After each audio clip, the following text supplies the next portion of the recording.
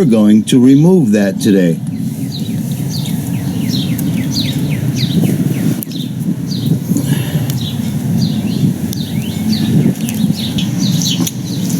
Now the first thing I did was measure center to center on the tie rod, and then I marked it right here on the stabilizer I'm replacing.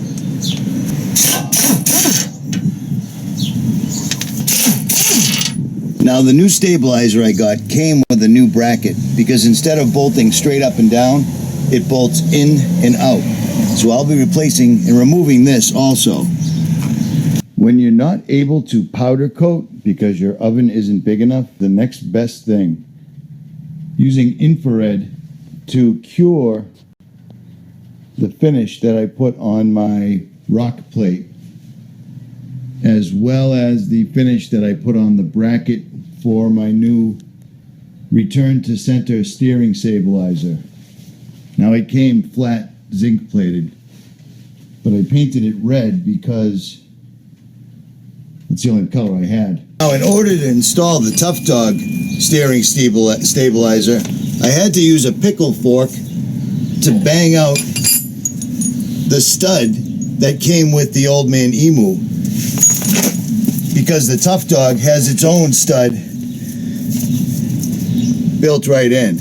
What I'm going to go ahead and do is install the new bracket for the Tough Dog in place of the old bracket that was there. Now, if all this looks expensive, remember, I pay a lot for the parts, or I pay what the parts cost, but I get most of my tools at Harbor Freight. Most of them are good for a couple-ish times. I wouldn't do it if I was a professional mechanic, I know that much. But for the driveway, they work out pretty well, for the most part.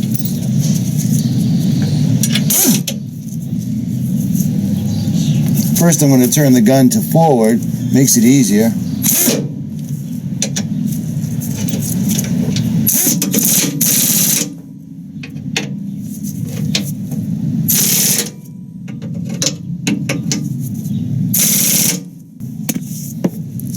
And then I'm going to compare where the old steering stabilizer mounted, which was like this. And to get my proper center, I need to measure from here to here. That's the difference. This is a much larger, much beefier bracket and steering stabilizer.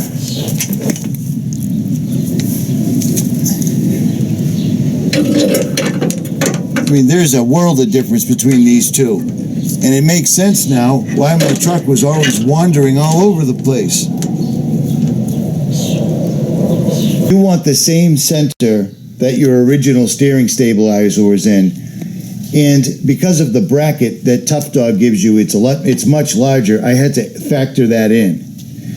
But once you figure out your center, at the end of the coil, stretch out your shock so that you have the same exact center that you did on your original coil.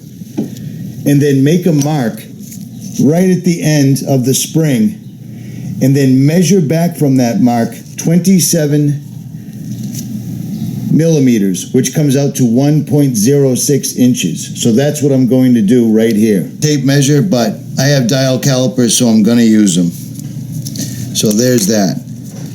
So this is the line where my spring ended, and I'm going back 27 millimeters, which is 1.6 inches American, and then you take the bottom half of the collar they give you and you tap it right on with a dead blow or a ball peen, but easily, don't destroy it, but that way there it goes on really tightly. Then that's all it takes. It goes right on. Put the other side on. start some of your threads. Before I do that, I'm going to put some Loctite on, I believe. Until I know how well this setup works, I'm going to hold off on the Loctite, but I am going to start. I am going to start a couple of the bolts just to make sure I'm in the right ballpark. I don't want to hammer it on and have it in the wrong spot. That would suck. A couple of turns. Make sure I'm in the ballpark. And then give this side a tap.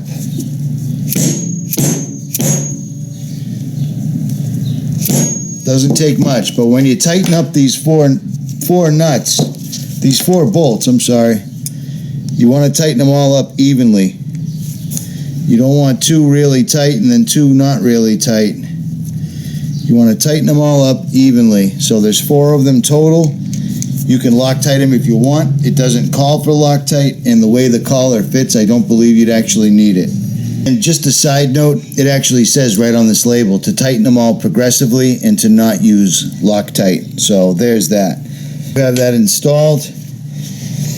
What you want to do is wind this up. So basically push this back down, compress the shock. Hold on, let me see if I can get this for you. There we go. Sorry about that. Compress the shock.